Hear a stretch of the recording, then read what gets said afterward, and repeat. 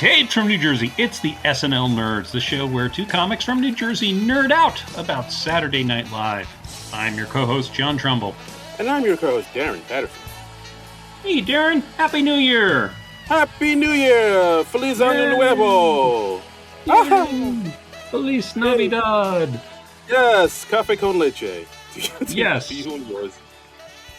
I've exhausted all my high school Spanish. Yes. Did you have a good New Year's? Did you enjoy yourself? Did you do anything fun? I stayed home in my pajamas with my wife. We watched the entire new season of Cobra Kai, and had sparkling cider for when the clock struck midnight. We Nice. kissed and went to bed at a reasonable hour. We are so old.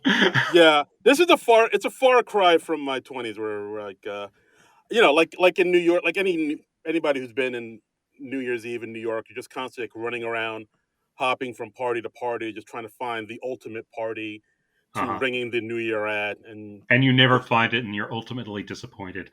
Yep, that's how I ring in the New Year. Just disappointment right off the get-go.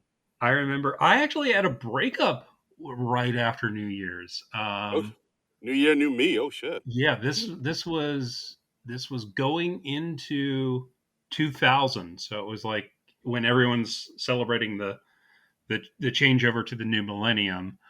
And I went to one party that night, and then I went to another party with my girlfriend at the time, and we were in this like super awkward time. We kind of knew that it was like coming to an end. Oh boy. So it was, yeah. That was not a fun New Year's Eve. Y2K. Oh shit. Y2K took down your relationship. It kind of did. It did not last out the remainder of that weekend. Woo. Okay. We're friendly now, though, so she's good. Okay. She's happily married. She's got a kid. It's all good. Oh, she found love in her life. That's nice. She found love. Hey, all right. It happens, man. It's sometimes it works out, sometimes it doesn't. It's good that you ended it, before it just dragged on and wasted each other's time and stuff. Yeah. New beginnings, sir. New beginnings. So this New Year's Eve, it was a pretty uneventful night for me. I barely even turned the TV on. I think it was about like 11:30. I was like, oh yeah, I guess I should turn the TV on to watch the ball drop. I was kind of planning to watch something. I was like, okay, well, I could at least watch Anderson Cooper and Andy Cohen get drunk on CNN together. That's usually kind of fun. I didn't really particularly want to watch Miley Cyrus and Pete Davidson, even though they were doing a thing on NBC. Oh, you didn't see the nip slip heard around the world? I only heard about it until somebody tweeted about it, and I was like, oh, okay, well, I guess that's the thing that happened. And I did like see the clip online, and it looked like she handled that so smoothly. She like lost a strap or something. Is that what happened? Yeah, I mean, I didn't see it until, and again, like you, I didn't hear about it until after the fact, where everybody was like, "Oh my god, Miley Cyrus nipple," and blah blah blah. And I looked, of course, the videos online, and yeah, she wasn't actually exposed on camera, though, right? No, like I think like you said, like a strap fell, she covered it, the camera angled. The camera cut to like a different angle, like cut to the audience, cut to the band. It cut and to she everybody. Just like she turned away. She like got rid of the shirt, and she's like doing the hand bra covering herself thing. And then she just goes off stage for a few minutes, and she puts on like a coat or a blazer. And all while she's singing her song, she's singing "Party in the USA," and I was like, I mean, that's about as smoothly as you could handle that, right? Yeah, it was so not a thing. Yeah. I mean, the camera wasn't on it. No camera caught it. It was over before it began. So it's from the descriptions, I was like, oh, was it like the whole Janet Jackson, Justin Timberlake at the Super Bowl thing? But no, nope, not so much. Not at all. Nothing to report. Nothing to report. So that's our New Year's, guys. That's our New Year's. I mean, I watched like maybe 10 minutes of Anderson Cooper and Andy Cohen, and then some of the other people on their show were really annoying. So I was like, okay, I'm Uh, going to turn this off. okay. Yeah, I didn't see it, but I also heard like Andy Cohen really laid into the Mayor De Blasio, who will no Outgoing longer New York Mayor Bill de Blasio, yeah, he went on a little mini rant. I did watch that clip. I gave him think I'd already turned off the TV by then, but that really was like gave 5 minutes after midnight because they swore in the new guy right after midnight. right. So yeah, so And I'm blanking on the new mayor's name. Eric Wright, Adams? Eric Adams. I want to say Eric Wright, but I think that's the name of Easy E's. Real, I think that's Easy E's real name. Did we elect Easy E to the mayor of New York City? That's who I wrote in. Okay, It is Eric Adams. Yes, Eric Adams. Okay, all right. right. Retired police officer, and yeah, new mayor of New York now. Yeah. Um, so And we'll, De Blasio, from what I understand, not very popular by the time he left office. He seemed to be pretty disliked on both sides. yeah, no one's happy. No one was happy with him towards the end. Like I still remember towards the beginning, people kind of liked him because he wasn't Bloomberg, and Hmm. he seems to be a lot more progressive, and he's really gonna put New York on the right track. And Yeah, when he got sworn in, and as the years went on, it turned out not to be that. And yeah, everybody's glad to see him gone. I don't know anybody that but likes him yeah, I leaving. mean, it seems like no matter who you are, no matter who gets elected to the office of mayor in New York, they're going to hate you by the time you leave office, no matter Yep, what. indeed. That's That's just how it works. That's just part of the gig. welcome to New York. We'll hate your guts in about 4 years. Yeah, yeah. So I mean, so anyway, since we just had New Year's and SNL is of course off this week, we're at this time we're still not exactly certain if they're going to come back in January or not. It's tough to get any concrete information on that.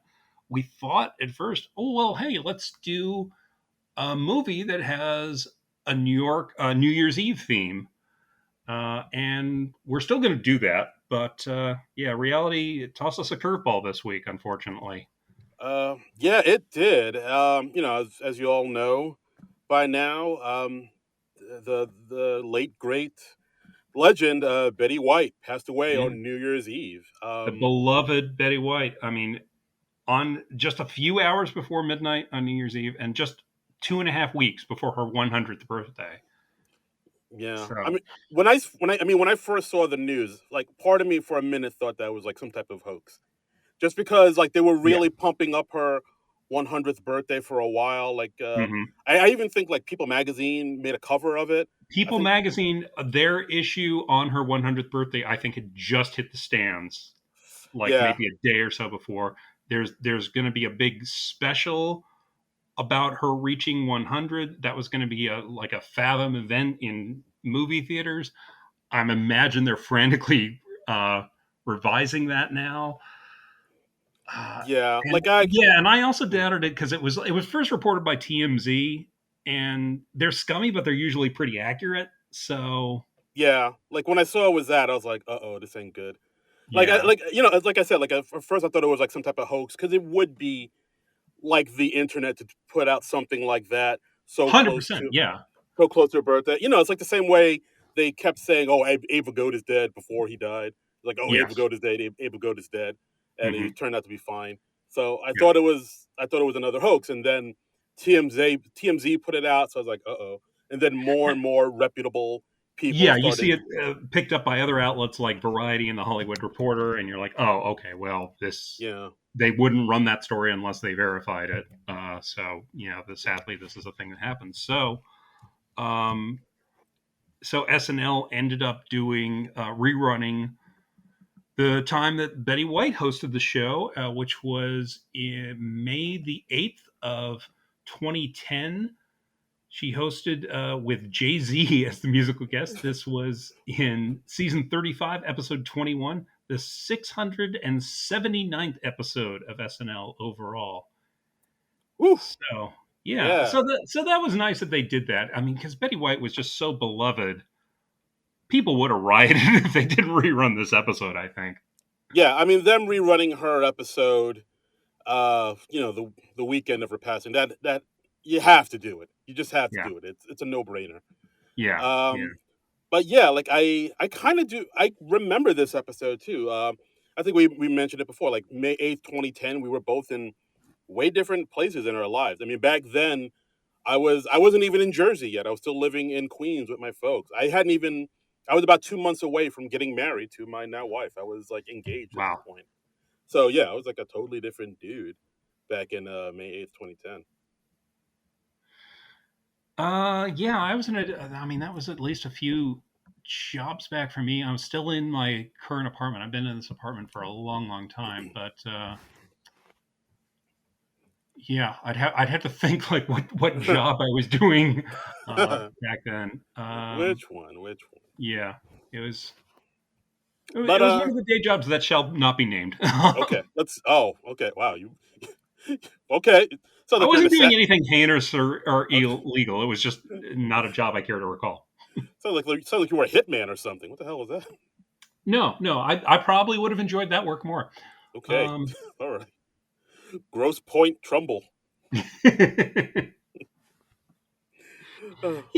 look at Barry and I'm just like that doesn't look that bad, right?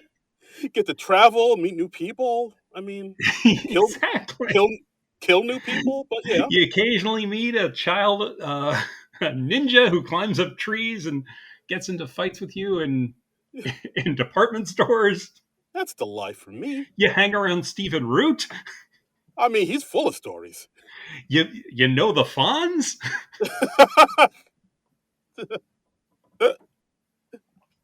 I mean, wow, the more you talk about this, the more I like it. right? Where do I hand in my resume? This sounds great. Um, but anyway, back to the Betty White episode. This episode, it came about in a really interesting way. The backstory is basically Betty White was in a Super Bowl commercial that year in the 2010 Super Bowl. She was in a Snickers commercial, and it was in that part of that campaign of like "You're not yourself when you're hungry," and it was Betty White playing football and getting tackled and thrown into the mud. And of course, Betty White doesn't really do that stunt, but that was like one of the most popular Super Bowl commercials that year. And then a couple months after that, or shortly after that, a guy named let me see, I had his name here somewhere. David Matthews of San Antonio, Texas. He launched a Facebook page, Betty White to host SNL, please, in parentheses. And Okay, that's not. less than 2 months later, there were like a 500,000 people who had signed the petition. Yeah, I'm sure it's not the Dave Matthews, but it's another David Matthews. Yeah, no, I don't think it is the guy from Dave Matthews Band. It's not Uh, crashing. It's not crashing to me, guy. no, no. All right, it's good to That would be cool, though. know. But Like putting out a yeah, video with an acoustic guitar, like, oh, Betty, Betty, oh, Betty White. I bet it would host SNL. Yeah. What would you say? uh, But I mean, that's pretty cool because I mean, so many internet campaigns are launched and then they go nowhere, and this one just—it's a real mark of how beloved Betty White was. yeah, this was the release the Snyder cut before release the Snyder cut. And faster and more effective. Yeah, absolutely. Um, And we ended and I'll say it, we ended up with a better final product, I'm gonna say. you know what? I'll agree with you there. Yes. Yeah. Yeah, but I mean that also speaks to the longevity and of Betty White and how beloved she is because I Hmm. mean she's one of those persons who she's of a certain age, and I know usually younger people they kind of have a tendency to maybe dismiss things that came out before their time. Hmm. Like if you play some music from the 60s or 70s to like a millennial or a Gen Zer, they'll just be like, "What is that? That's old man music." But for Hmm. some reason, like the Golden Girls and Betty White has been able to like sort of speak to like a younger audience and still hold on to the people who grew up with them as well. Like Yeah, I mean, the Golden Girls, that was in syndication for forever, and there's a big fan following for that show, and she was also in The Mary Tyler Moore Show, which is one of the all-time great sitcoms. And she was wonderful in that. And then shortly after Betty White hosted this episode of SNL, she did another sitcom. She did the TV Land sitcom Hot in Cleveland. Yeah, I think it was around this. I think the SNL, like her getting to host it, that kind of sparked a resurgence for her a little bit. Like I Mm-hmm. was watching a Yeah, few videos of the things she did, like after hosting the show, and like I guess people started to realize, oh no, people really like her. People really connect her. She's really beloved, and that's why, like you said, she got to be in Hot in Cleveland. She got to be in the movie, The Proposal with Sandra Bullock and Ryan Reynolds, and like she started. that was actually shortly before. That was in Uh, 2009. So damn it! All right, well there goes that theory. yeah, But like she started to sort of get this resurgence where like this younger crowd that wasn't around when she was, when she was, I guess, popular, or she was putting out like the bulk of her stuff, like really loved her. And like maybe it's probably because maybe they grew up with like you said, watching reruns of the Golden Girls, or watching a number of the other things she's done in her life. and also, I mean, she was one of those people. She never stopped working. She maintained her career for like 60 odd years, I believe. And I mean, that's amazing. And she probably never went like more than 2 weeks where she didn't know when her next gig was coming. I Yeah. mean, that's pretty amazing. I mean, because, A, she's such a pro, and B, she was so, I keep using the word beloved, but yeah, she was so nice. It seemed like everybody liked her. And you never heard a bad word about Betty White. It was never like, oh, Betty White, she was such a jerk. She was so mean to everybody. She was Yeah. She like smacked one of the PAs because he looked at her. right, right. I mean, you'd only have something like that with her being like a joke. I saw like a video that she did with Ryan Reynolds and Sandra Bullock around the time they were promoting the proposal, and the joke there was of course that she was abusing Ryan Reynolds behind everybody's back, and nobody was believing it because Yeah, Betty White. yeah, of course. So He probably deserved it though. he probably did, yeah. Yeah. Um, That Canadian nice guy thing doesn't fool me. that's right. Uh, we know what you're up to, Ryan Reynolds. You, So yeah, I mean, and so this is like a rare example of a viral campaign that actually worked, because like every once in a while it seems like all the internet gets like an idea in its head, and everyone is like, this should happen, like Betty White should host SNL, or Idris Elba should play James Bond, or this should happen or that should happen. And this is like one of the few times where the internet said that, and it actually ended up happening. yeah, because like, I mean, for somebody who's on the internet a lot, like myself, like that does happen Mhm. quite a bit, where people are just like, oh, we need a new season of such and such, or oh, this needs to be made into a movie. Oh, that needs to be made into a movie. And you can Mhm. tell a lot of it just kind of comes from nostalgia, and like they haven't really thought it out too well, because like Yeah, sometimes something will get made into a movie, like a TV show or a comic book or something like that, and like the movie will come out and it ain't that great, and people start to think, oh, maybe that shouldn't have been made into a movie. But yeah. yeah, like the, the Facebook and the internet came through with a good idea for once. And apparently, from what I've read, like Lauren had been trying to get Betty White to host for a while, but like her schedule never sort of connected. Well, Or I actually, she's Betty White wrote a biography a few years back called "If You Ask Me," and she devotes a short chapter to hosting SNL. And she says in there that she had been asked to host SNL 3 times, and she turned it down 3 times. What she wrote was, "I feared that this Californian would be a fish out of water on such a New York oriented show. I said no, thank you, and never gave it another thought." And then this campaign launched in January of 2010, and by March, almost 500,000 people had voted. And she says, and that's when Jeff Whitjas came to me with the hosting offer from SNL, Lauren Michaels. I only read this chapter in the book, so I'm assuming Jeff Whitness is either her agent or her manager or something like that. She mhm. says, my reservations hadn't changed a whit. But Jeff, who is not only a dear friend but has judgment far better than my own, would not take no for an answer. He insisted I had to do it. Over my strong and desperate objections, off we went to New York. Um, Interesting. and she talks about just the process of doing the show, and because they did the show at the beginning of May, it was also a Mother's Day show, so that was sort of a neat tie-in.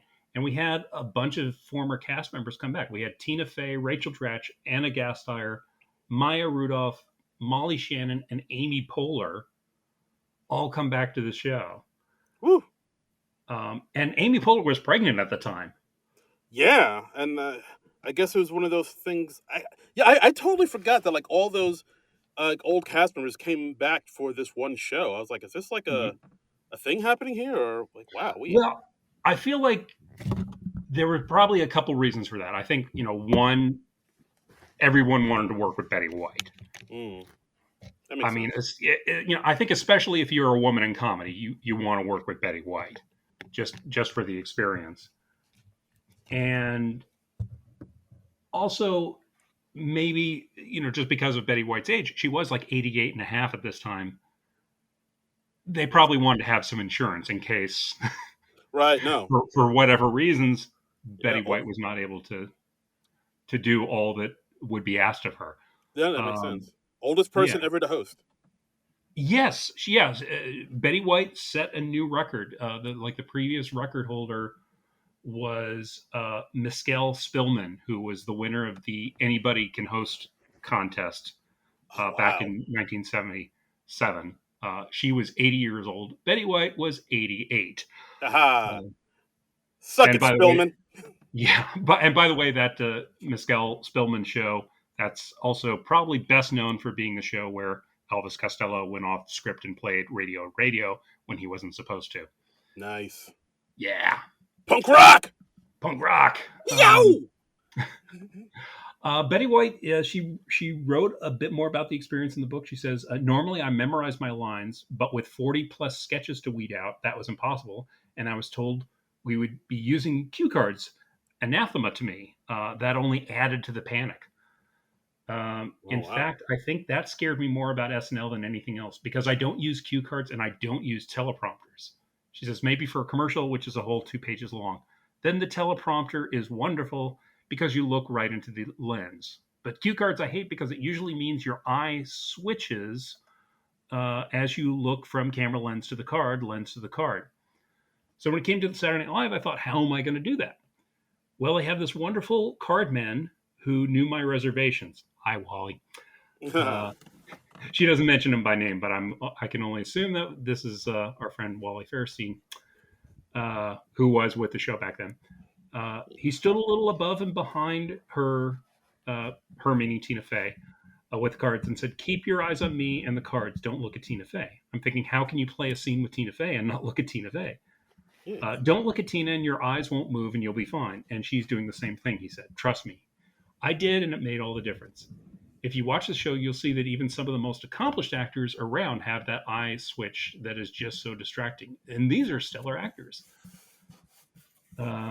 So, yeah. And she just also talks about how, the process is like they're whittling it down from 40 to 50 sketches over the course of the week. Right. And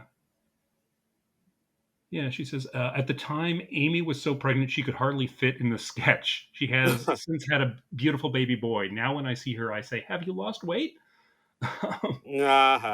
Zing. And she says, like on the day of the show, you run through the show 2 times in full costume, but it's more than a dress rehearsal. It's the real show twice. The challenge for me, besides the cue cards, involved the complete costume changes for each sketch, which must be done in 1 minute 30 seconds. Saturday Night Live, indeed. They have been doing this long enough to have it all down to a system. So the only thing one can do to help is to do absolutely nothing. As the sketch ends, someone grabs your hand and drags you off stage into a very small closet nearby. You are literally attacked as someone strips off your clothes and stuffs you into new ones while somebody else is touching up your makeup and yet someone else is removing your wig and pinning on a new one. Ouch. Your hand is grabbed again to drag you back on stage, too frazzled to remember what the next sketch is until you get back to those blessed cue cards. Sounds like a NASCAR pit crew. It really is. I mean, that's the thing about SNL. If they've been doing it for so damn long, they've got it down to a science by this point. Yeah, no, absolutely. It's a And fine, well-tuned machine. and Betty White ended up winning her 7th Emmy Award for the show. So, wow, Fantastic. Wowee. Oof. wow. All right. Yeah. So you ready to talk about this episode? Yeah, let's do it. Let's dive in. So that's a bit about what how the show happened and what Betty White's experience was. So, how does it hold up as a show? Let's find out. Let's find out. So the cold open, we got Lawrence Welk, Mother's Day show. This was a recurring sketch that Fred Armisen would do as Lawrence Welk, Mm-hmm. and he would always introduce this singing group, a group of sisters. Yes. Thank you. And Thank you. Yeah. yeah, I don't know if like youngsters, the millennials, and whatnot, even remember Lawrence Welk, but like, yeah, he was like a guy who did the show, and he had like the beautiful. I kind of remember it, like I sort of remembered on PBS and stuff. it Do you was remember? this variety show, and I think it. I want to say it aired in syndication. I don't know, but I mean, it aired like well into the '70s, I think, and it was just sort of like this lame variety show. Right. But yeah, this was a thing, and Hmm. yeah, and also like I said, this was like a recurring character that Fred did, and the character of Dunice that Hmm. Kristen Wiig would always do as well. Yeah, she'd have like these like fake baby doll hands and like this really high forehead. So she was just like this genetic freak. Yes, that would Her that character was this genetic freak. yes, that would be the sensitive way to describe it. Yes. Well, I mean, it's just I don't think they ever said what her malady was, and it's funnier if you don't. But yeah, Right. you'd have like these three normal sisters, and they come out and they sing, and they're lovely in that old fashioned Lawrence Welk sort of way, and she comes out and she's like, yeah, Yeah. I'm not allowed out of the attic or something like yeah. that. And we have Betty White as the mother of this singing group in here. Right. Soon as she comes out on stage, thunderous applause. Massive applause break for Betty White. I mean, people are just so thrilled to see her. And we also, as the singing group, we've got Amy Poehler, Maya Rudolph, Anna Gasteyer, and Kristen Wiig as her regular character. And before that, we also have Tina Fey, Rachel Dratch, and Molly Shannon as like a juggling act because they're just getting all the women in there. Yeah, and actually that's something I kind of noticed, or I'd totally forgotten until I saw the opening credits Hmm. too, is that like during this era of SNL, the main cast was mostly dudes. Like when I watched the credits, I was like, oh, Kristen Wiig's the only female in the main cast. Like Abby Elliott and Jenny Slate and Nassim Pedrad are there, but they're just featured players. Like I don't know Mm. why I didn't remember that before. I hadn't really thought of that either, but yeah, you're right. It probably wasn't too much longer before they got upgraded because this is like towards the end of the season, so they were Right. probably upgraded on the next season. But All right. yeah, that's strange. They must have had. I don't know when exactly all the various female cast members departed from the show, but I obviously mean, they came back out for Betty White. right, absolutely. I mean, I could probably that's something I should have looked up before the show, but whatever. Yeah, But either way, I think we're allowed to not look up when half a dozen people departed. So here, here. yeah. So I mean, this is a decent way to start the show. I think. I mean, this at this point, this was one of Kristen Wiig's go-to characters.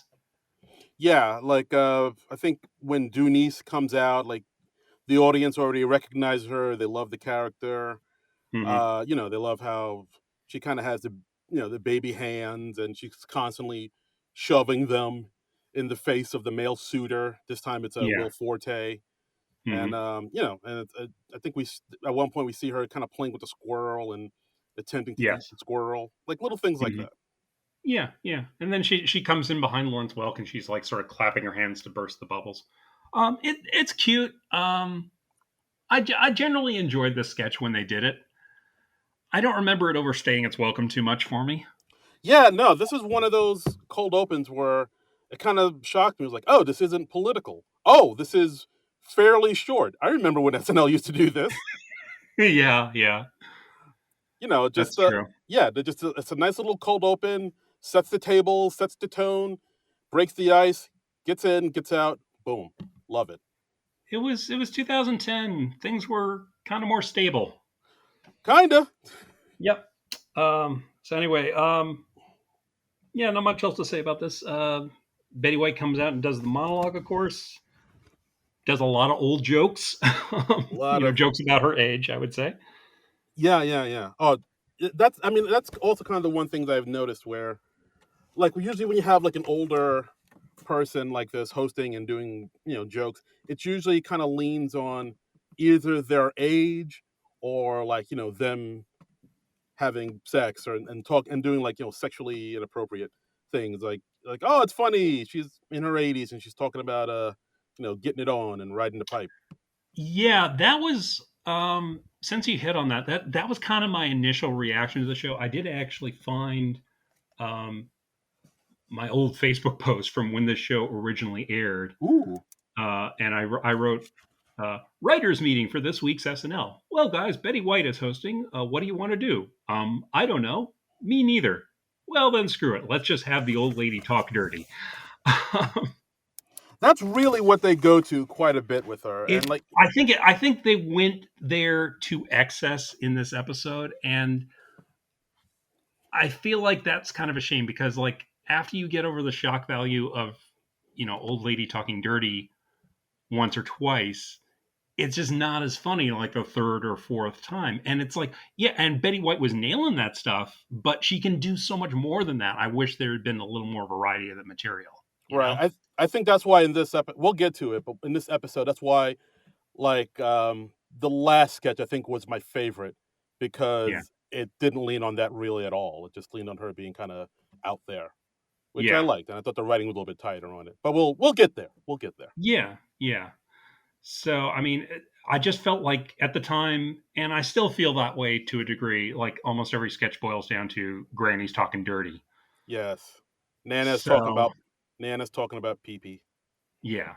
And I know that was like one of Betty White's go-tos too, and she didn't seem to have a problem ever doing outrageous material, and she could tell a joke. So I mean, she did everything well, but it just got a little monotonous. Also, this episode, it seemed like they packed a lot of sketches in there. It was like a lot of shorter sketches. Yeah, they really did. Like I didn't realize. Wow, they're really filling up this baby. I I was mean, I was rewatching this last night, and I was like, oh well, they've got to be like halfway through the show at this point. And I was like, oh no, it's like 12. there's more show. Yeah, yeah. I mean, one of my favorite jokes from the monologue was, her talking about her life and the show she's done, like Life of Elizabeth and the Hmm. Mary Tyler Moore show, and then she talked about how she had Facebook to thank for getting the opportunity to host this show, and she didn't know what Facebook was at the time, but she looked into it. She knows what it is now, and after finding out what Facebook actually is, she thinks it's a colossal waste of time, Yeah. which it totally is. And you can find me on that website daily. Well, but I think that's not entirely fair. Today, it's a colossal waste of time and a threat to democracy. So, Oh, right. Okay. Yes. Yeah, that is true. That is true. It's a double threat. yeah, yeah. Du- Uh, It's double trouble now. It's gotten bigger, badder, stronger. yeah, I mean, 2010 Facebook, it seems almost quaint now. Yeah. It's like, oh no, now it's a colossal waste of time and it's destroying our entire infrastructure. So, Mhm. so. But yeah, I also thought it was interesting. She mentioned that like back in 1952, she did a live sitcom. Reading about Betty White this week, she was, I think, one of the very first, if not the very first person on TV because they did like a test television broadcast in 1939. I think it was part of the World's Fair, and she was like the person on TV. I mean, What that just boggles your mind, man. what a life. What a life. Yeah.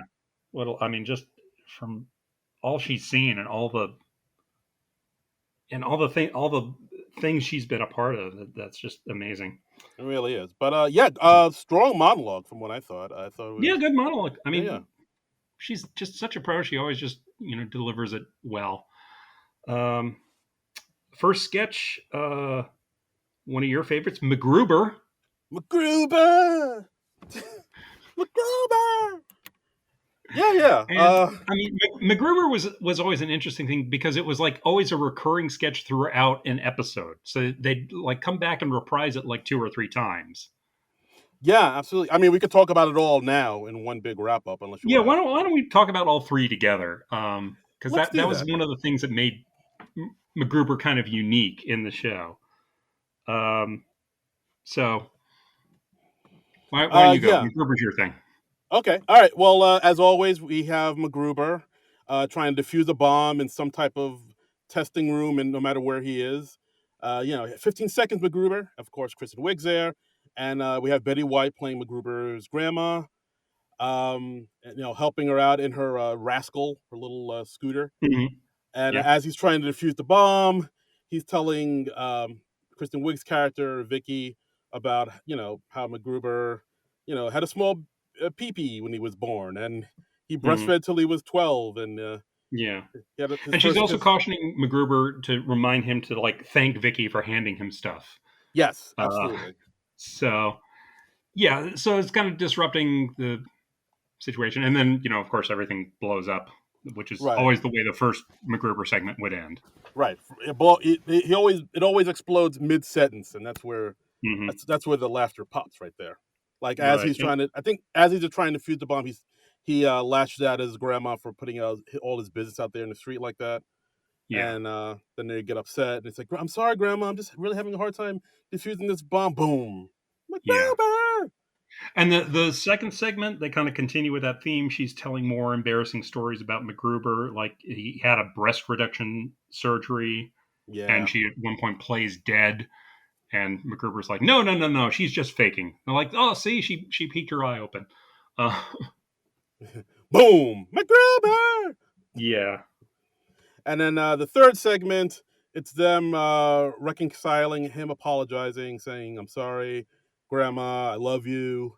It's just that, I know you're upset that I haven't settled down, find the right woman, but you just set the bar too damn high. Hmm. It's a shame you can't marry a grandmother in this society of ours. Or can you? And Yeah. then he proposes to his grandmother. Pulls out an engagement ring and everything. And at first you think she's going to be horrified, but no, she accepts.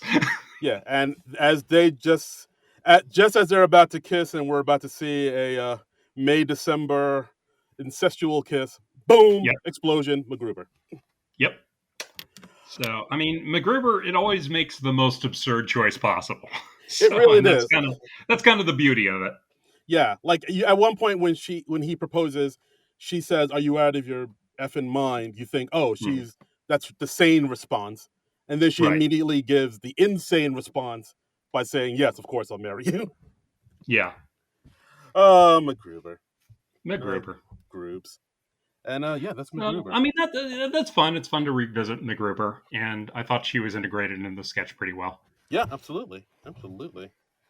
Uh, Next up, we got Delicious Dish, the NPR sketch. Delicious dish. Yes, this was a return to like a classic sketch with Molly Shannon and Anna Gasteyer. I think the most famous iteration of this was Sweaty Balls, Of course, who could forget Sweaty Balls? right? Where Alec Baldwin is a guy who makes what were they like chocolate balls that were covered in oil, something like that. Yeah, they were like chocolate covered balls, and his last name was Shweddy. I think his name was Hmm. Pete Shweddy. So Peach of sweaty, course, yeah, right. So of course, he calls them Shweddy balls, and of right. course, And yeah, and of course, all just ball jokes aplenty. ball jokes aplenty. Here, we're totally changing up. This time, Betty White is playing Florence Dusty, and she's famous for her Dusty muffin. And they're eating her special muffin recipe on air, and being things like, "Oh, your muffin's surprisingly salty." Yeah, and then I think one of them says, "Oh wow, these muffins are are kind of fruity. Is there a cherry in your muffin? Hmm. Which I was like, whoa, lady, Yeah, and she says, "I haven't had a cherry in my muffin since 1939." I, I chihuahua. Like I do declare, that's a that's a sassy little joke there. Yeah, and one of them talks about how she went through a major muffin phase in college.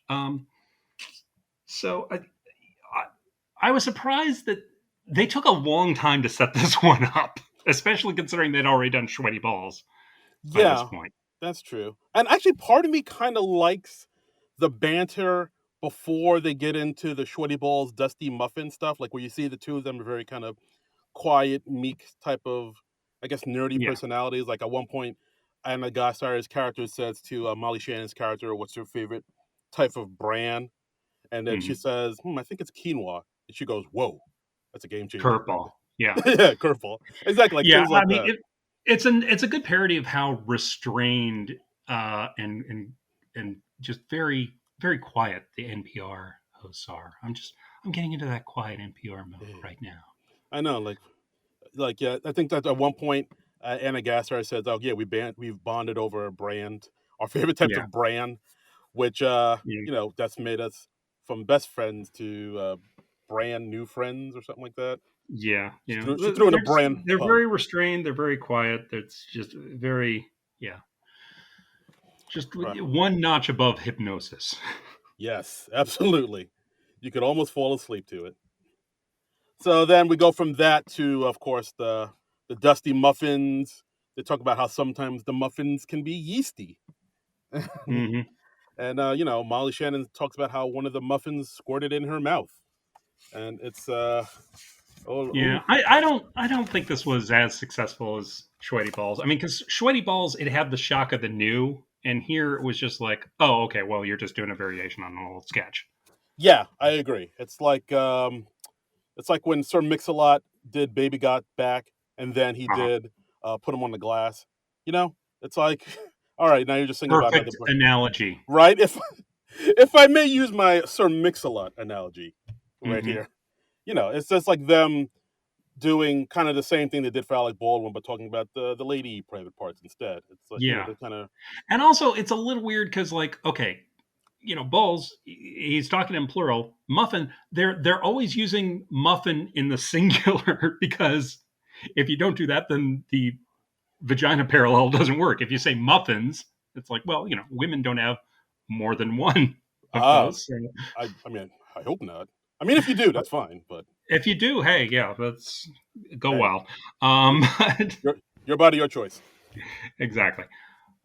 Yeah, but they keep saying like, "Oh, you're muffin," and I'm just going like, "Well, she has several muffins there." You would say muffins. Numerous, yeah, plural. So But there's a yeah, whole tense thing.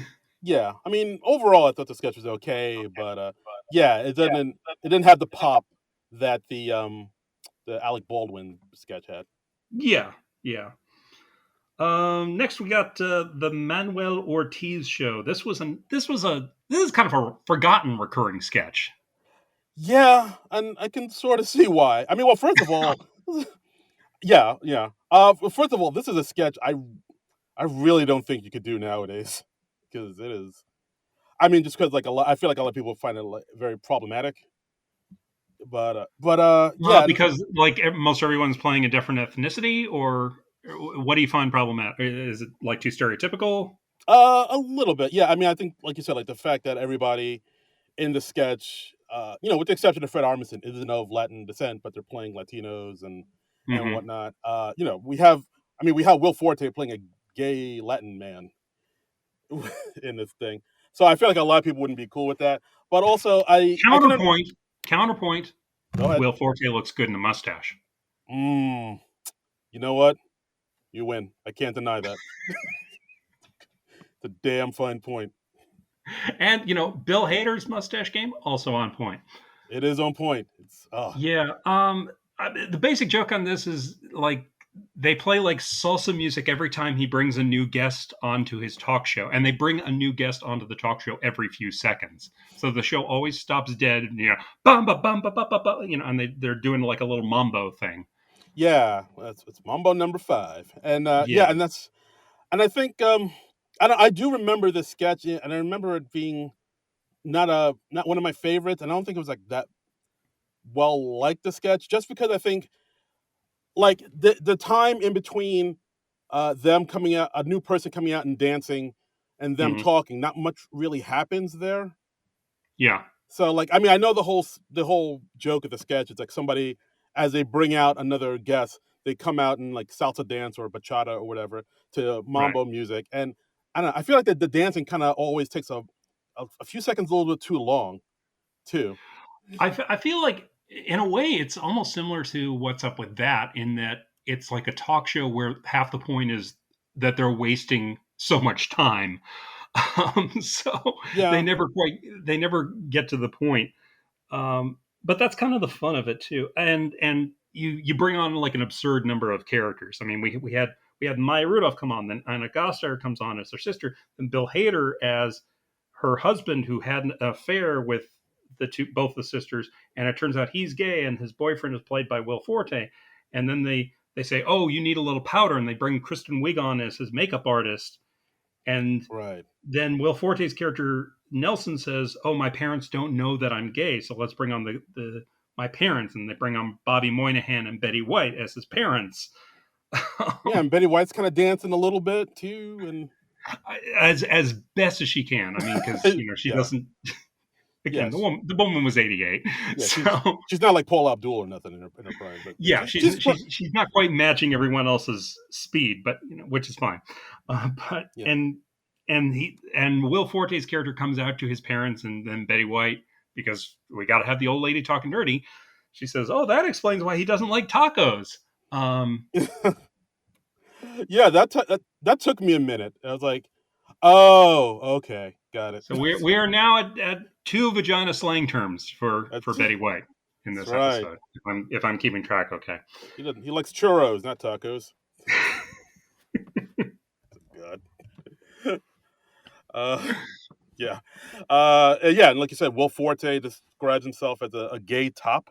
I think at one point He does. He describes himself as a gay top. I was like, "Whoa, my God." Yeah,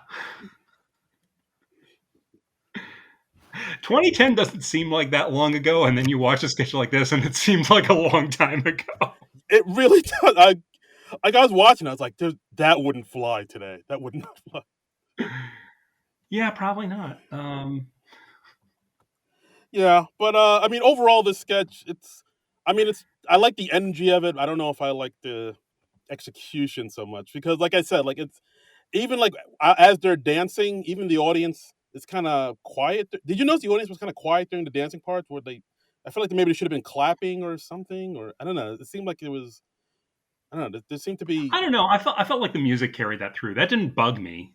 I okay. mean, I wouldn't say I noticed that the audience, because what do you do? Do you clap all through that? Do you clap to the beat of the song? Maybe yeah, maybe that would have helped it. I don't know. I don't know. I thought the energy was good, but I don't know. This sketch was Yeah, like, I don't know. That's all I can. It didn't. Yeah, I guess maybe it didn't hit true to yeah. me. Or It never really rose above okay for me. So yeah, yeah. There was no escalation. Maybe that's what I'm thinking about. yeah. All right. So next we have I don't know what this sketch is called. It takes place in Cleveland in 1904, and we got a big group of sisters, but Amy Poehler is playing Genji, who's like the tomboy youngest sister. Right. She's like the like a Huckleberry Finn, Tom Sawyer, Pippi Longstockings type. She's like, I want to go down by the creek and catch frogs. Yeah. And I did like I do like the way Amy Poehler played it, where like those old timey type of sayings. She said like, "Oh, crab apples. Do I gotta?" yeah, Like I a mean, little Amy rascal. Poehler, she's just always solid, and she just like throws herself into that character part. And Like, ah, gee yeah, willikers. Amy Poehler's just wonderful. She's good stuff. And But the all joke here is that Amy Poehler's character Genji doesn't want to do any of the girly things that her sisters want to, and they're all in like those fancy dresses, the kind you'd have like a parasol with. right. Um, A parasol.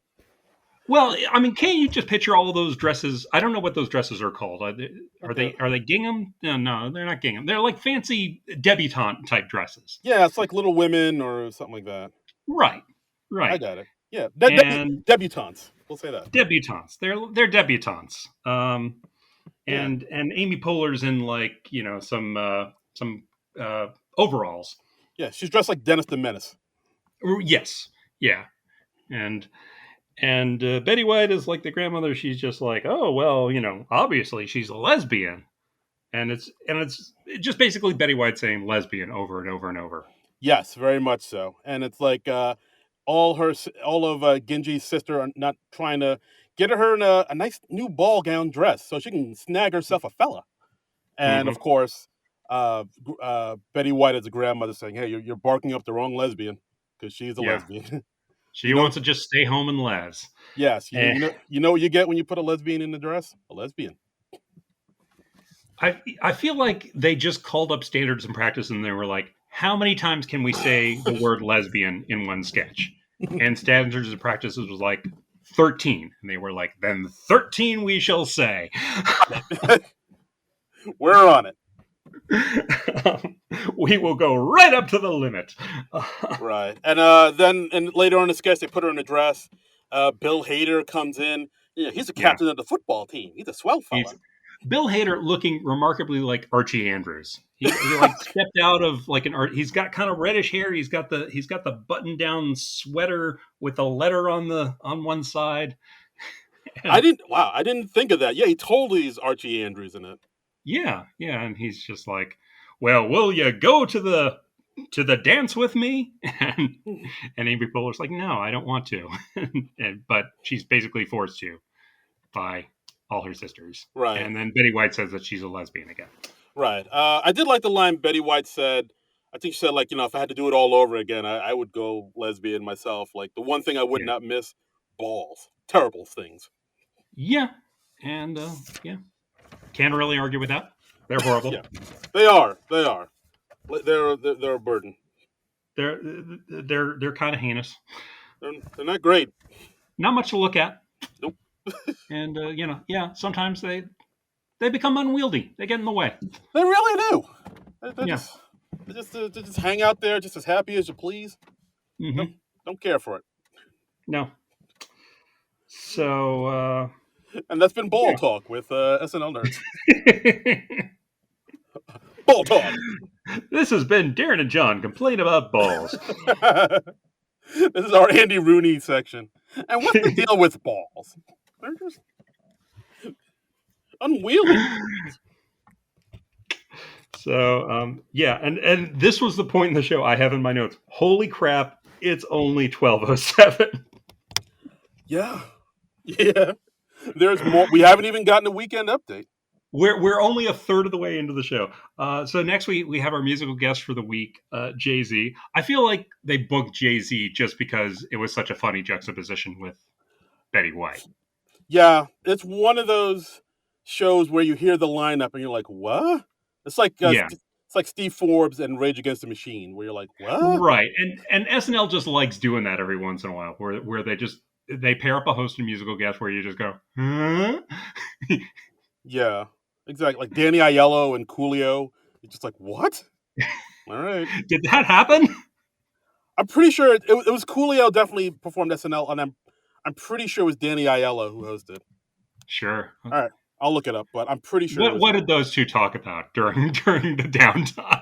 What didn't they talk about? They had a surprising amount in common. They both spent their lives living in a gangster's paradise. But so anyway, Jay Z he did a medley for his first number. He did. I've got the list here. He did public service announcement. On to the next one. 99 problems. He did a selection, like you said. It was the intro of '03 Bonnie and Clyde. Is that right? Right, yeah. It was like the beginning notes of '03 Bonnie and Clyde, and then he Mm-hmm. went into Empire State of Mind, which I mean for my Right. money, it's my least favorite Jay-Z song. Ooh. Whoa. That's right. That's right. That's Hot right. take. I don't think it's that hot a take just because All right, as somebody who's a fan of '90s hip hop, I do enjoy Uh-huh. Jay Z's work. Hmm. Reasonable Doubt's a fantastic album. The Black Album is a great album, and he's done good stuff. But yeah, but Empire State of Mind is just kind of. I mean, while it is a love letter to New York, and it's a great song, and it's a song that everybody likes and can get behind. I don't know.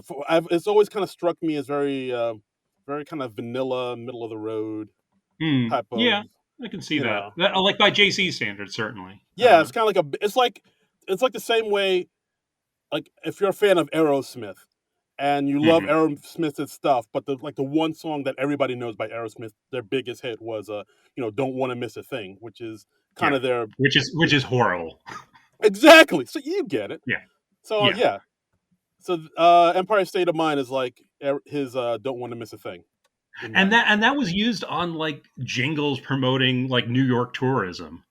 And Yeah, yeah. because we're here in New Jersey, we're only like an hour or so outside of New York. We get New York stations, so we're seeing all these commercials of like, hey, this is how awesome New York is, and New York, and yeah. So we heard that song a lot back in We this did. era. Absolutely. Ad nauseum. Absolutely. And I'm sure But you're it was probably. it was kind of fun to hear like 99 Problems again because I haven't heard that song in forever, and it really reminded me of what a strong performer Jay Z is, man. Yeah, when that song first came out, I really dug it, and like Rick Rubin produced it, and the video Hmm. was great. I was like, oh shit, this Yeah, shit and it's bangs. one of those songs that just has that such an incredible hook. You're just like, oh, this is just going to be a monster hit. Yeah, and sure enough, it was. It All right, was. all right. So, and quick note, I did look it up. Yes, uh, Coolio did musical guest with host Danny Aiello back in February of '96. Wow. Do you think they kept in touch? I want to think so. I want to hope so. I hope they got together and they like just went bowling or something. Yeah, yeah, Like how you doing, Coolio? How's it hanging? doing all right, right, right, right, right, or something like that. Danny Aiello tells him all his stories of shooting the Papa Don't Preach video Oh my god. or being in Do the Right Thing. Oh, oh my God, the stories they have. I mean, I just remember this Danny Aiello episode.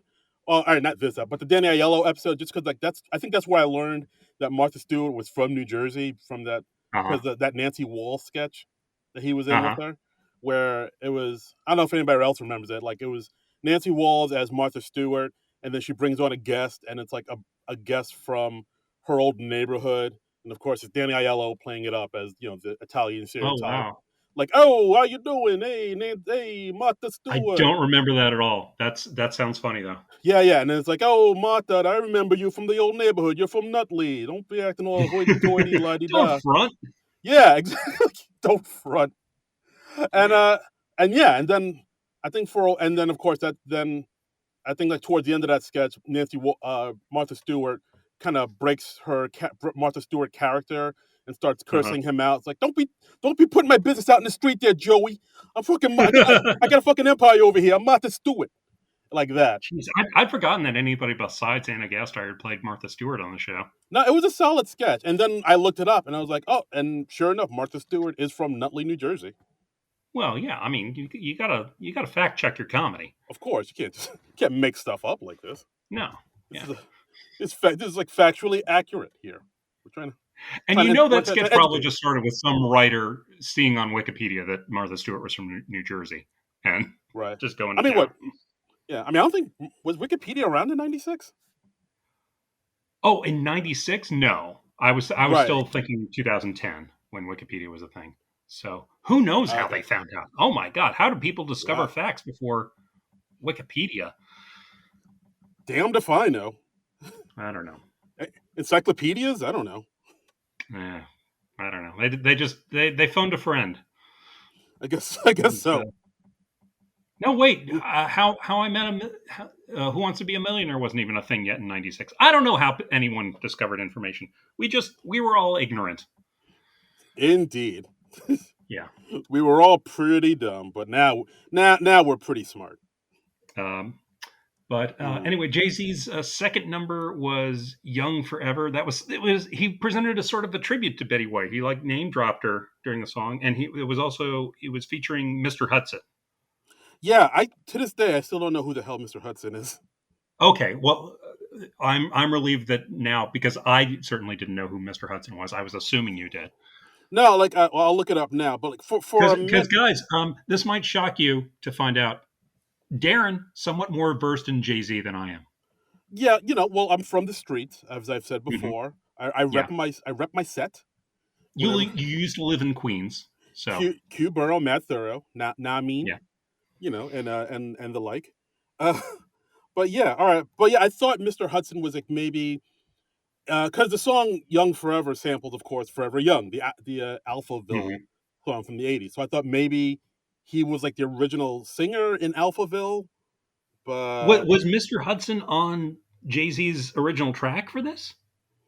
yeah, he Okay, was.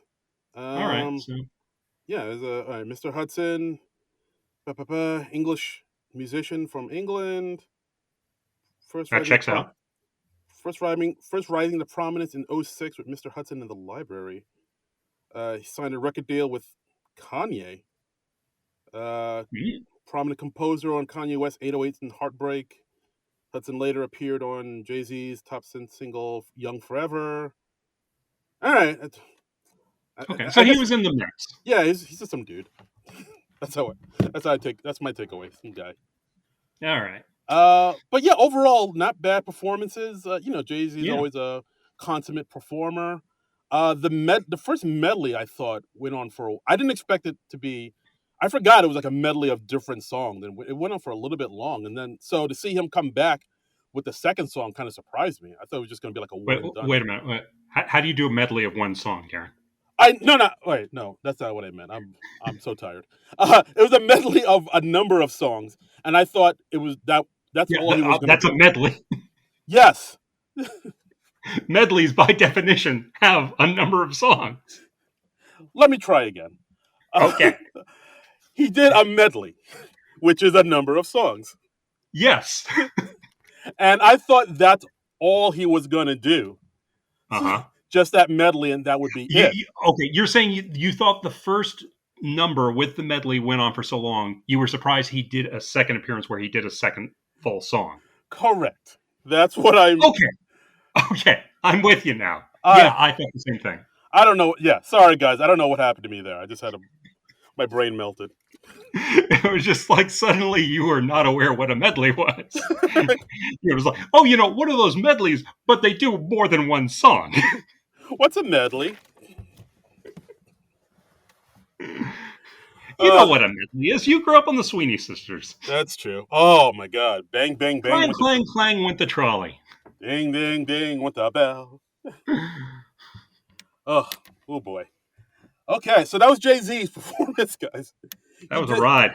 he did a Wow. medley, He did a medley, which which we've just discovered contains more than one song. wow. See, new year, I'm learning new things already. That's right. That's right. Wow. So next we had Weekend Update, and this is kind of fun because it's reaching back to another era of Weekend Update when Seth Meyers was doing Weekend Update solo. Yeah, I got to like within the first few minutes of this weekend update, I knew I was in. I kind of got a kick out of it when the first two jokes were about the E Trade baby and the Uh-huh. ShamWow guy. I was like, wow. It really pinpoints in time. I mean, because Weekend Update, it's one of the more topical bits of the show because, of course, they're commenting on the news of the week. So Right. yeah, and it really does become a time capsule. I was like, the E Trade baby. Holy, I haven't thought about that in forever. And the ShamWow guy, well, ShamWow. ShamWow. Yeah, that took me back. That took me back. Mm-hmm. Mm-hmm. We also had Maya Rudolph coming on as Whitney Houston, and yeah, she's doing some nice character work as Whitney Houston, and I really this really made me appreciate like whenever Maya Rudolph would do a character or imitate a celebrity, she always had like a point of view to it. She always had like this take on who this is as a person. She did that with Whitney Houston. She did that with her Beyonce. She does it with her Kamala Harris. Maya Rudolph's kind of underrated, I think. I would agree. I mean, because she doesn't do like a spot on impression of the person, like Right. like Villaseñor does or Chloe Fineman does, but she's able to sort of capture, I guess, maybe their essence Yeah. or their vibe, and able to I play mean, with she that. does like a character of them. She's like, this is what I think Beyonce is like as a person. This is what I think Whitney Houston is like as a person. And she just fully commits to that. And it's really cool to see.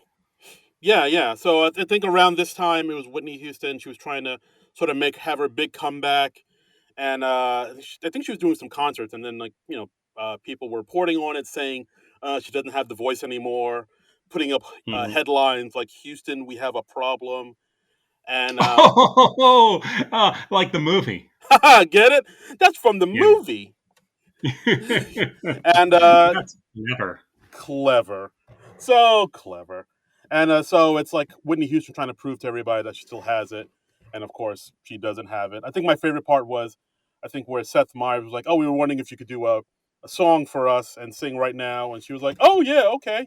And of course the music kicks in and they play "How Will I Know," and then it's Hmm. just Whitney Houston trying, getting ready to sing, and immediately getting tired, immediately saying, "Hey, it's hot up here. Can I sit down for a minute?"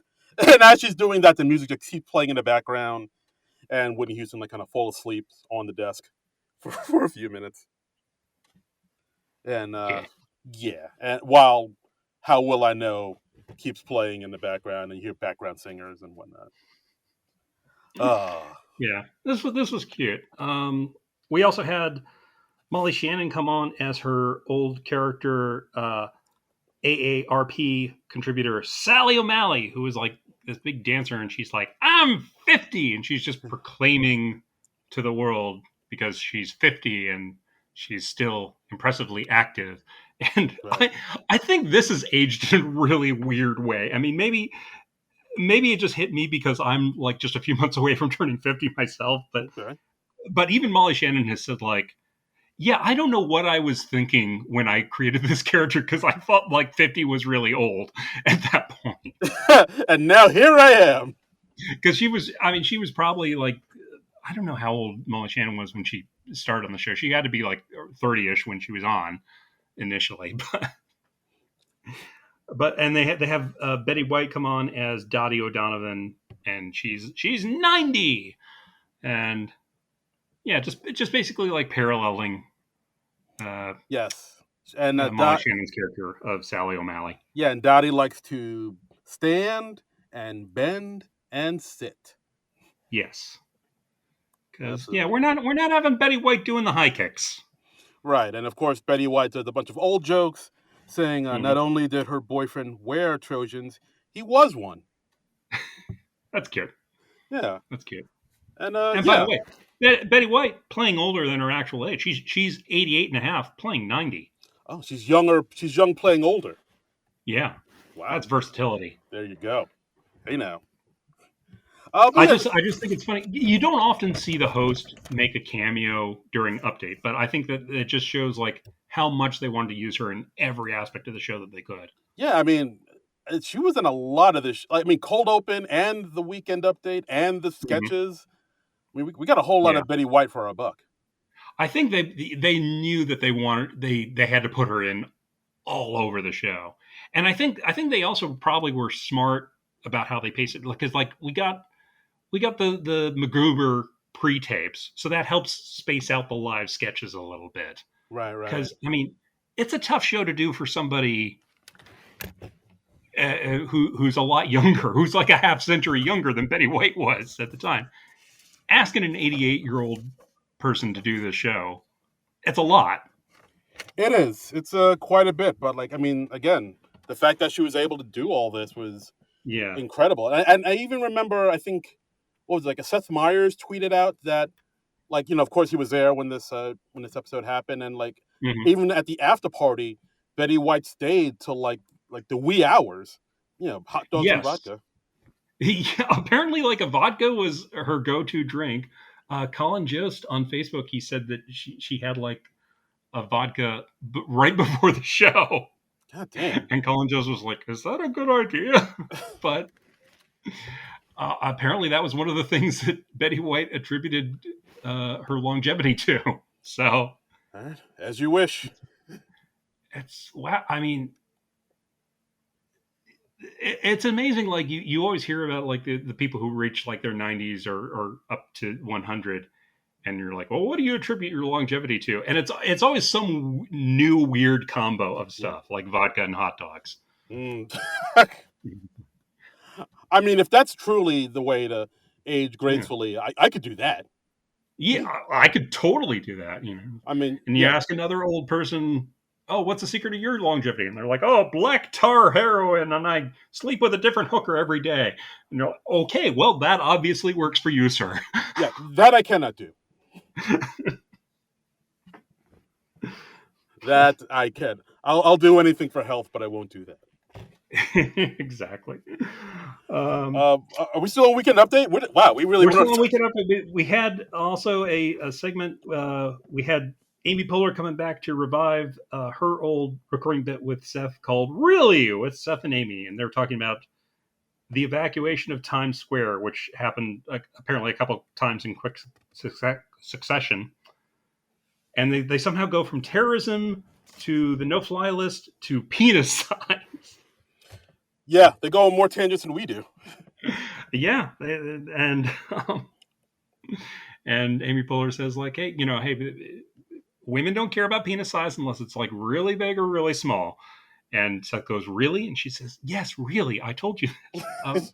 I, I always love seeing Seth and Amy play against each other. They have good banter. They have a good repartee, as it They were. got a great chemistry together. I enjoyed seeing that just recently when they were on the Kennedy Centers during Kennedy Center Honors when Lorne Michaels was receiving that, and she pops up on Seth's show periodically, and you can just tell that they just really love each other as friends, and they have so much fun.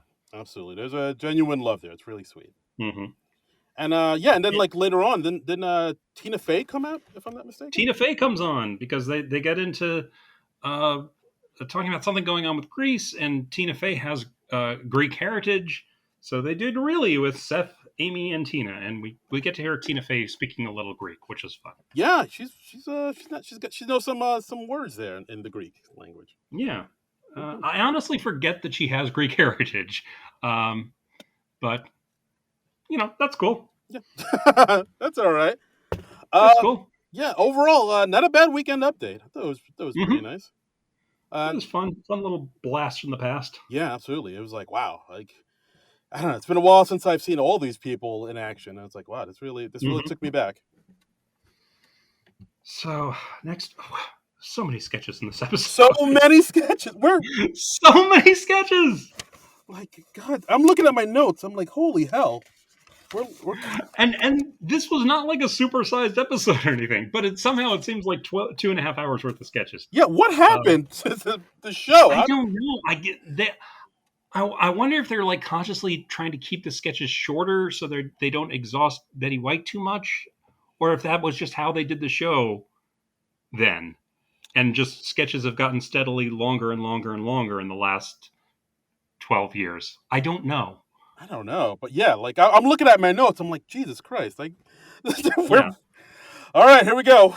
Let's Here we keep go. going. Next, we have Scared Straight. This was another uh, sketch they did as a recurring thing a few times. We had Andy Samberg, Bill Hader, and Bobby Moynihan as kids who've gotten into trouble. Jason Sudeikis as the cop who's having them all scared straight by the grizzled convict Keenan as Yes. Macintosh, and Betty White comes on as Granny Macintosh, and very impressive wig she has in this Oh sketch. yes. Oh, hair Good was on wig point. game. Yeah, and yeah. I mean, this sketch recurred a number of times. I think this probably Keenan's second year on the show. Like he was still fairly Was it? new. Like I, 'cause I think he came on in '08, so something like it's maybe second or third year. But yeah, like this is a recurring character Keenan had where, he would try to scare the teens straight, tell them a story about his past, and the story about his past would always be an actual plot of a movie. Hmm. Like I think at first he tells them, "Oh, you," and like I think at the first point he tells them, you think it's like all a game out there, shit is real. You want to be, I know what it's like to be broke. Like my family is so broke, like my grandparents had to sleep in the same bed, head to foot, until I got a ticket from a chocolate candy bar, and I got into like this man's a chocolate factory or something like that, and then of Yeah, course, it's Willy Wonka with a lot of rape jokes. exactly, yeah, yeah, exactly. One of the teens would point out, no, that's Willy Wonka, and then of course it would go into a colorful way of describing prison rape. By the way, I just looked it up. Kenan Thompson started on season 29 in 2003. So he'd already been on the show for a while at this point. Jesus, 203. Oh three. His first episode as a cast member was October 4th, 2003. As I've said before, babies who were born when Kenan first came on the show, they can vote now. Dude, I hadn't even met my wife yet. Like legit. No, I met her in 04. So, god Yep. damn. God damn, Keenan. This all right. Kenan's tenure at SNL goes back longer than your marriage. Woo! Longer than your relationship with your wife. Yeah, not even even before we were. God damn, Keenan. Wow, you are. I I'm impressed. I'm impressed. I'm, So I'm yeah, so yeah, I don't think you could call Kenan new at this all point. right. No, I think This is 2010. He'd been on since 2003. That's nearly 7 years. I learned what a medley was, and I learned that Yeah. Keenan was on the show since 03. I'm learning all types of things in this new year. You know who also started with Kenan? Finesse Mitchell. Oh yeah, yeah, I remember that. Holy hell! Wow. And that was the same season that Jason Sudeikis was hired as a writer. He'll. I really don't think Keenan will leave the show, and like I think he'll. Oh god, he'll outlive us all. He is the Highlander. The people who were the main cast members on Keenan's first episode: Rachel Dratch, Jimmy Fallon, Tina Fey, Will Forte, Daryl Hammond, Seth Meyers, Chris Parnell, Amy Poehler, Jeff Richards, Maya Rudolph, and Horatio Sands. Jesus. Keenan started. Fred Armisen also started this season. Keenan. Okay, I'm going down a whole Kenan Thompson rabbit hole here, but All right, here we my go. Let's God, go. Daryl Hammond. George W. Bush was president when Kenan started on the show, and not the second term either, the first term. Yeah, he's. When I put it like that, it boggles my mind how long the man has been on the show. He's been there quite some time. That's a mild way to put it. That's the nicest way to put it, I guess. Yeah. Yeah, I think I remember one podcast saying, yeah, Keenan. At this point, he's like a load bearing cast member. Like you can't get rid of him. Can't get rid of Yeah. him. At times, I do find him to be a load Oh damn! bearing cast member. I see what you did there. I just go, oh, man, I just go back and forth on Keenan at this point. I mean, when he's great, and when he's awful, he's really awful, in my opinion. But yeah,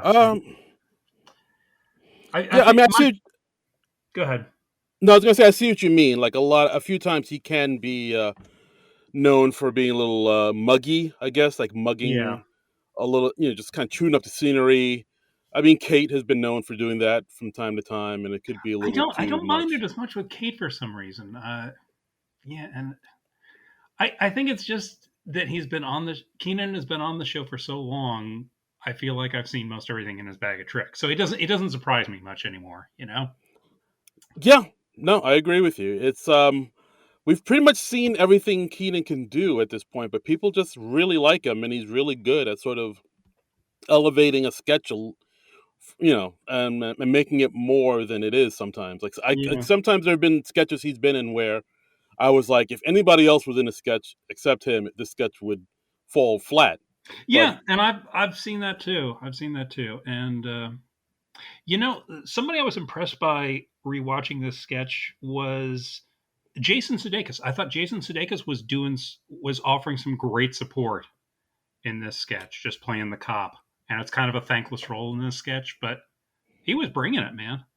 yeah, no, I mean Sudeikis is always good at sort of kind of knowing his lane and knowing what to bring. Like sometimes he could Mhm. be, front and center and be the center, the person in the spotlight, but then sometimes he'll back it up and be like the supporting person and Yeah, like yeah, knowing not to take over the scene if he doesn't need to. If it looks like somebody else is having their moment and carrying the sketch, then he'll be like, all right, I'll just back up and be supporting. yeah, Like yeah, he has a good eye for that. yeah. I mean, I thought the big thing with this sketch was that Betty White was just kind of operating at a different frequency than Keenan was because she's just naturally much lower energy, and it seemed to like go kind of fast when Keenan was driving, and then slow down a little bit for when Betty White was driving, if that makes sense. Yeah, it's like somebody driving a stick shift for the first time. Yeah, Where yeah. So it kind of it sputtered a little bit. Yeah, I get it. I mean, when Keenan comes in hot, he comes in hot. Hmm. I think at one point, like when Bobby Moynihan's character was like, "Hey, that story is actually Willy Wonka and the Chocolate Factory," and then Keenan just runs at him, and Bobby Moynihan's wearing a hooded sweatshirt, and he just like you know messes with him and like immediately throws the hood over his head. Yeah, that was cute. Yeah, like he's just quick like that, and Betty White's a woman of a certain age. You can't move quick like him. Yeah, true. So it's understandable that like he'll come in hot like a wrecking ball, and she'll kind of come in at her own pace, but still still doing what she does. I was so wishing you just continued the Miley Cyrus analogy further. Wreck me. All right. So next we have a pre-tape. I'm just going to call it Brownie Husband because I don't know what its official name is. That seems as good a name as any. And it's just Tina Fey in a commercial for a very odd product. The Duncan Hines' very first companion dessert. Uh, Only 120 calories per serving. It's basically a brownie that's a surrogate boyfriend. Yeah, this was a weird one. This is a weird one. I did not remember this at all. But if you've ever had the urge to see Tina Fey making out with and then eating a human-sized brownie, this is the sketch for you, I guess.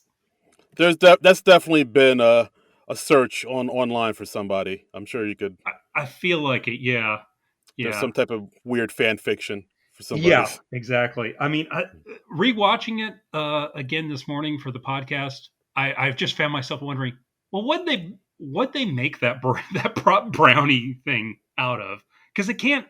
Is it all edible? It can't. They didn't make a brownie that size. Is that just foam that they've painted to look like a brownie? I'm very interested in this.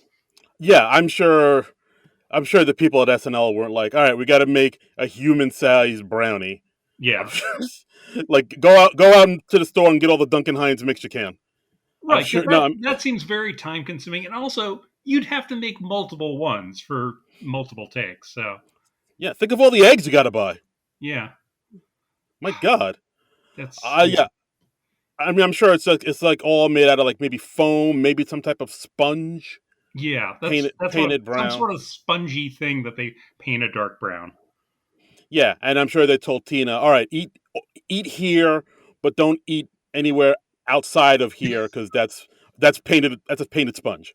That's the toxic part. You signed a waiver, so just make sure you eat right here. Yeah. But I mean, this was cute. I thought it was funny. I mean, it went really over the top at the end where they were like, "Oh, and it has a warm burst of caramel surprise." I was like, "Whoa, Yeah, okay, she was like licking it. I was like, oh my, this is oh this is oh what? graphic." Naughty lady. So next, we have CSI Sarasota. This was Rachel Dratch and Betty White teaming up as Cy Horowitz, and Betty White is playing David Caruso's great aunt Vivian Caruso, and they're trying to solve what they think are murders at an old age home. Right, and it's airing on CBS, the channel for old people. Mm-hmm. And yeah, it's basically two elderly people solving crimes at nursing homes, CSI style. Well, what they think are crimes. It's really just What they people think are. passing away of natural causes, but they're looking at them being like, "Who's responsible? Immigrants," because they're old and they're very prejudiced. Yeah. Um, yeah, this was an okay sketch. Mm-hmm. I know Colin Jost posted on his social media page that he actually wrote this sketch back when he was a lowly writer on Mm-hmm. SNL. Along with he wrote this and the Scared Straight sketch. Like he posted it up on his Facebooks. Yeah, and I didn't realize until you posted that from the SNL Nerds Facebook account. I was like, Colin Jost is on Facebook? I had no idea. Dude, I had no idea either. It shocked me. I was like, oh, why aren't they following this guy? Yeah, I was just like, I would have thought that Colin Jost would be more private than that. Yeah, not so much. Just because he's married to Scarlett Johansson alone. I mean, if I was married to someone who is that famous, I think I would be pretty private.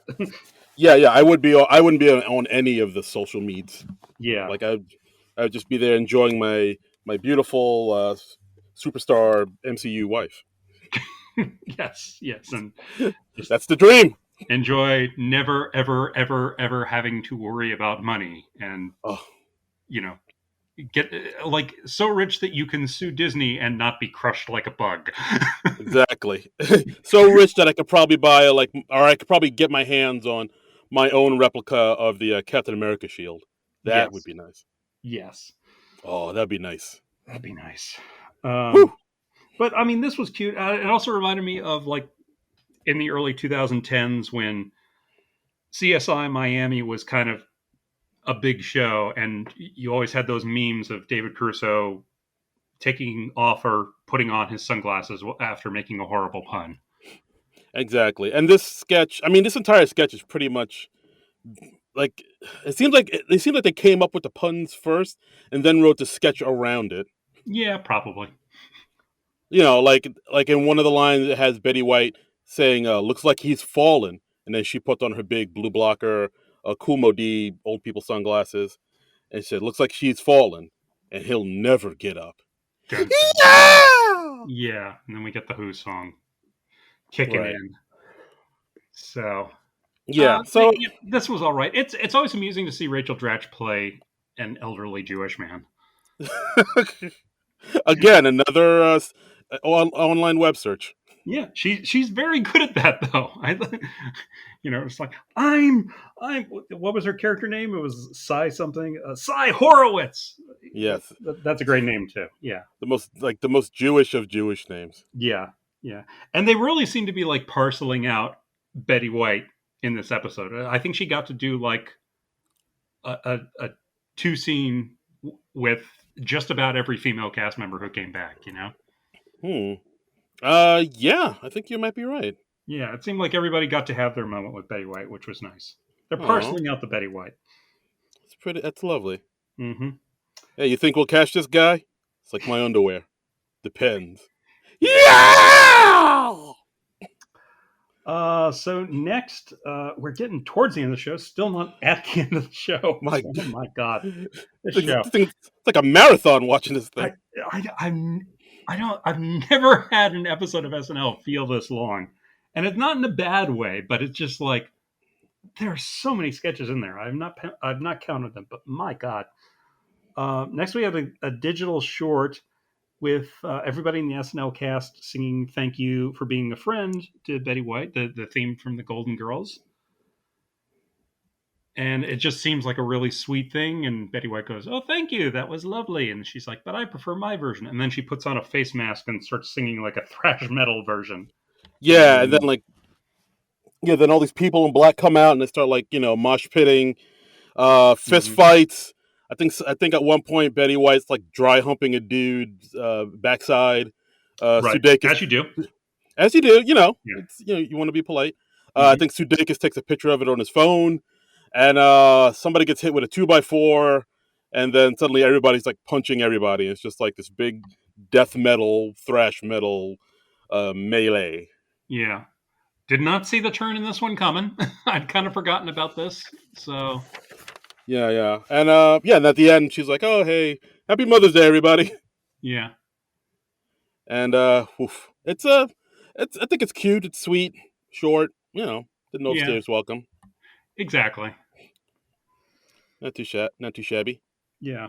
And I like how they had her, put the mask on so they could more easily double Betty White for Yes, the joke stuff. exactly. Exactly. I'm sure they said, "All right, Betty, we had this idea for a video where you do some thrash metal stuff and you punch a dude in the face Yeah. and you like dry hump another guy and get hit with a 2x4." I'm sure Yeah. she was like, "Can we get a stunt person to do that? Oh Because no, no. I'm I'm 88." Yes. Uh, so next we have a sketch called Census Taker. This is just a twofer with Betty White and Tina Fey, if I'm remembering correctly. Yes. She's coming over to do the census, and Betty White just gives utterly bizarre answers. Uh, Uh, yeah. I mean, this is a pretty simple sketch. Just two mhm. people. And I think, like I said, I kind of prefer this sketch. I think this was my favorite sketch where it's like a simple premise and a lot of Betty White's like jokes don't rely on her age or the Or being being perverted, or yeah, yeah, exactly. Like yeah, at one point Tina Fey says, "Oh, how many I'm here to take the census. How many people live at this residence?" She says 0, and then Tina Fey is like, "Oh, you don't live here?" And then Betty White says, "Oh, including me? 3." yeah. Like quick Uh, little things like that I dug. and I liked the when she said Tina Fey asked her about like her racial background. She says, "Oh well, I'm superior to Asians, but not as intelligent." Um, I think not as intelligent as blacks. oh, is that what she said? Okay, I missed Yeah. the tail end of that. Yeah, and I was like, "Whoa, that is I I was trying to think, was that racist? Because she's saying she's not as smart as black people, but she's a superior to Asian. So like, should I be triggered? I was, Yeah, I don't know. I mean, this was basically a rewrite of a classic Christopher Walken sketch where Tim Meadows comes around, and again, it was the census, and uh, Chris Walken's just giving bizarre answers. I didn't think it was quite as good as the Walken sketch, again because you don't have that thrill of the new. right. Oh, I totally But forgot I thought about. it worked well. I thought it was a solid sketch. I think it honestly should have been earlier in the show. I agree. I think they should have bumped this up some. Yeah, I totally forgot about that Yeah. Christopher Walken sketch. I should go back and give that a look. See. Oh yeah, I mean, there were. I remember Tim Meadows asking Christopher Walken, like, "Well, how many people live in this apartment?" And Walken is counting the candy bars, and he has like a passport, and it's like a card with a sexy nurse on it. Um, You know. yeah. And of course, I think most people remember the fact that Tina Fey asked her, "What's your name?" and she says, "Blarf and Garf." Hmm. It's like, how's that smelled? How that spelled? Smelled. Jesus. How's that spelled? Smith. Yes. And So it's maybe it was late in the show just because it's such a simple sketch to stage. I mean, it's just a one simple set, not a lot of blocking. Maybe that was why. I don't know. maybe. Yeah, I mean, this sketch, it actually kind of felt like an old school sketch. Like, it felt like something maybe you would have seen in, like, maybe one of the first 5 years of SNL, or Yeah. or maybe it's like a sketch somebody had left over from their days in the Groundlings or Second City. It felt like a Who knows? very, like, old, it had like a very, like, old school feel to it, which I really dug. Hmm. And then lastly, we had an older pre-tape segment, a fake commercial for Mom Jeans. Yeah, this is I'm surprised. I was surprised to see this one too because this is like a old sketch. Like, I think I remember this from back when Tina and Amy and Maya were on the show. Yeah, no, it's definitely from their era, and I'm wondering if it was just put in because they were short for time or something. Maybe because like Um, I remember, yeah, Chris Parnell was in it too. So I was like, whoa, this mhm. is, and maybe because is the Mother's Day special too. Yeah, that's probably it. That's probably the connection. I wasn't thinking of that, but yeah, Mom Jeans makes total sense for a Mother's Day show. Yeah. So I mean, in this pre-tape, it's just basically all these middle-aged women modeling mom jeans, kind of frolicking in Hmm. like outdoors by the car, and of course, a lot of Just the these uh, high waisted early '90s style jeans that are just very light by today's standards, and right, yeah, like like when jeans were like at the very top of a woman's hips, like yes, right around the waist. right, just right by the navel. Right. 9-inch zipper in the front, Hmm. stonewash jeans, uh, Pleats. pleats. Oh, the pleatest of pleats. You never see the pleats in jeans anymore. You don't. Somebody bring back pleats if you could. No, that's okay. I'm Oh, good with no pleats. yeah, okay. Just a gene that says, "I'm not a woman anymore. I'm a mom." Yeah. This is was cool because it's, I mean, it's written by a definite female point of view. I mean, you would not have a guy writing this sketch, and that's cool. I mean, I always like, I think you get a better show overall if you have like a diversity of views. You know? Yeah, no, yeah, absolutely. I mean, I don't even like as I don't even know if a guy could write a sketch like this. I don't even know if they know where to start, or even if they would like if this idea would even come to them. Yeah. I mean, I remember in the Live from New York oral history book, one of the writers, it might have been Tina Fey, but I can't remember for sure. They said that they like gone shopping and they'd accidentally bought a pair of mom jeans. And I think somebody else on the staff were like, "What are mom jeans?" And so they Mm, wrote this sketch to, and now an entire generation or two of people know what mom jeans are. look at that, Tina Fey teaching the youth. Yeah, performing a public service, PSA. But and that was it, yeah. right? Oh, what you to quote Wong? What you wanted more? Yeah, it's and we just had the good nights. Betty White said she called herself a very scared but happy host, and we see Kenan Thompson and Kristen Wiig present Betty White with two giant bouquets of flowers, which, you know, very sweet. And we're seeing everybody like give Betty White a kiss on the cheek. Yeah, standing ovation too. I think at one point Keenan was like, "Everybody, get up!" and everybody stood Yeah. up and applauded for her.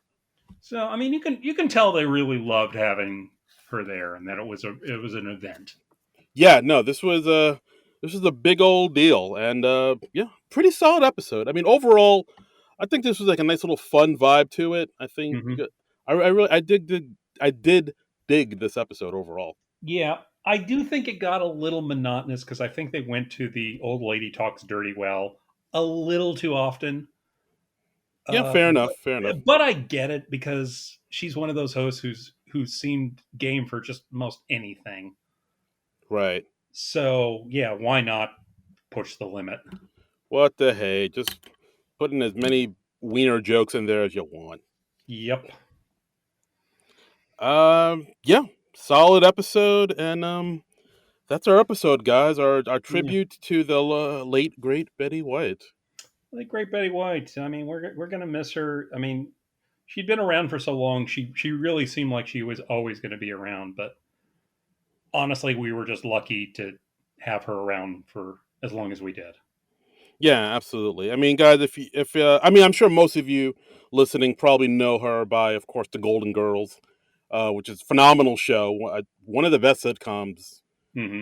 one of the best sitcoms ever. Maybe it's definitely up there. It's, I mean, I wouldn't mean, be on my list, but if somebody wants to say that's one of the best sitcoms ever, I'm not going to argue with them too hard. okay, but yeah, either way, check out her other work too. The other things she's done. Mary Tyler Moore show. Mary Tyler Moore, amazing.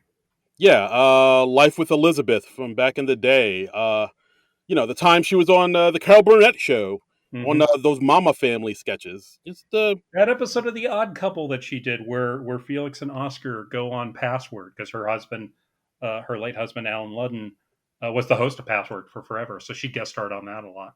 oh wow, I don't even remember that. Yeah, that's one of the classic Odd Couple episodes. Ooh, all right, I'll give that a look. See. Yeah, go Google Odd Couple and Password, and be prepared to laugh. Yes, we're giving you the gift of laughter here on this podcast. Yes. But yeah, check out her work. I mean, she will be missed. Mhm. National treasure. R.I.P. Betty White. R.I.P. Betty White, and our condolences to the producers of that 100th anniversary special and the editors of People magazine. You Yeah, you guys got screwed. I yeah. mean, there's no two ways about it. I I remember seeing You some. took a bet and you lost. You lose. Good day, sir. I remember seeing somebody on Twitter basically saying that for People magazine, them Yeah. putting out that Betty White turned 100. That's basically their Dewey def- Dewey defeats Truman. Yeah, yeah, more or less. Yeah. Yeah, and I did hear that that 100-year documentary that was planned is still going to air. So I'm sure they're going to like edit it. Yeah, I mean, I'm sure they can make that work with like a little re-editing, and they tape a new segment or something like that. And I'm Yeah, so sure the rest of it will still work beautifully and be highly entertaining. yeah, sounds But like the People magazine people, yeah, you're screwed. yeah. So if you see that magazine on your newsstands, collect it. That's a collector's item right there. It is instant collector's item, man. That's right. You collect it and you frame it. You save it for your kids' college fund. Let's see. We did get a response from Sarah at Conscious Deer. Says, I have to ask if the Hulu version was sliced. Did she appear in all the sketches? Oh, Yeah, as far as I can remember, Betty White was in all the sketches. I mean, she's even in Update. She gets a shout out during Jay Z's second song. Uh, yeah. No, Betty she's White was all all over this bitch. over. Yes, John. She Yeah. was. She was in this motherfucker. Yep. Yeah, yeah. I mean, yeah. This episode you can also see it, of course, on Peacock and Hulu, but Mhm. without the Jay Z performances because licensing. But yeah, I think for the most part she's in pretty much everything. Yeah. She's in this bitch. She's in this bitch, and boy, you know what? I want to officially count and see how many sketches. Like, okay, do we count MacGruber as one sketch or three sketches? Uh, it's kind of this one. Okay, so that's two, three, four, five, six, seven, counting update. Um, 8, 9, 10, 11, 12, 13. That's a lot. Dude, that would exhaust me. That, yes, I'm exhausted just reading those numbers. Uh, Yeah. And she hung out at the after party? Come on. and she hung out at the after party, having vodka and hot dogs, according to Seth Meyers, I and closed out the joint. My God, if I we mean, could all age as gracefully as Betty White, you're living a good life, man. that's the dream. That's the goal right there. Yeah. I mean, in my 20s maybe I could have done that, but now nah. Nah, No, son. I mean, we're finishing this podcast. I'm going to go lie down for an hour. Yeah, I need I'm going to ice down my knees and rest after this. Exactly. Exactly. So, well, rest in peace, Betty White. We're going to miss you. R.I.P. And yeah, that's our episode, guys. Thanks again for listening as always. As always, you can follow us on the Twitter at SNL Nerds Show. Yep. And, you could donate to our little Patreon at non-productive.com. Give us Hmm. some money. Help us out here. Come on, brother. Yeah, Can you and spare a you get dime? some bonus content for that because we typically keep recording after we get finished talking about the show, and then we'll just go on other weird tangents. So if you enjoy our tangents on this show, donate to the Patreon, and you'll get some bonus content. Yeah, you can hear the stuff that's too hot for the podcast. That's right. Sizzle. Honey. And What are we going to talk about this time? We don't know. we don't know, man. It could be We anything. find out when you do. Yeah, could be about Spider-Man. Could be about I don't know what's going on in the Middle East. I don't even know, man. Hey, It's could be probably about going to be about Spider-Man. probably, yeah. Let's be real. If I was Spider-Man a or the Hulk. if I was a betting man, yeah. Yeah. And as always, you can follow me on Twitter and Instagram at Darren Credible. That's DARIN Credible. And you can follow me on Twitter and Instagram at Trumbull Comic. That's TRUMBULL and the word comic. Indeed. And yeah, we'll be back next week with another episode. I think we're still kind of trying to figure out and feel out what's coming up next, but once we figure it out, my friend, you got yourself a hot little It's going to episode. be one or two things. We Yeah. originally had some things planned that had a New Year's connection, and I think we can still do those.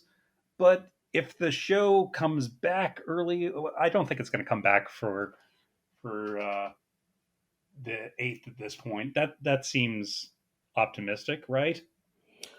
Yeah, like I think with the way things are going with the Omnicrons and Yeah, the COVIDs, it's yeah, I don't know. I shake the magic 8 ball and it's like does not look good. yeah. And people should stay safe. Don't put on a show if you don't have to. Don't be a hero. Yeah, exactly. So we'll be back next week with something else, some sort of content we've generated ourselves. Because damn it, we just keep on going. Keep on keeping on. Keep on keeping on. So we'll see you then. And until then, nerds out.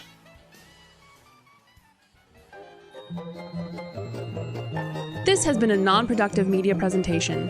Executive producer Frank Hablawi. This program and many others like it on the Non-Productive Network is distributed under a Creative Commons Attribution Non-Commercial No Derivatives license. Please share it, but ask before trying to change it or sell it. For more information, visit non-productive.com.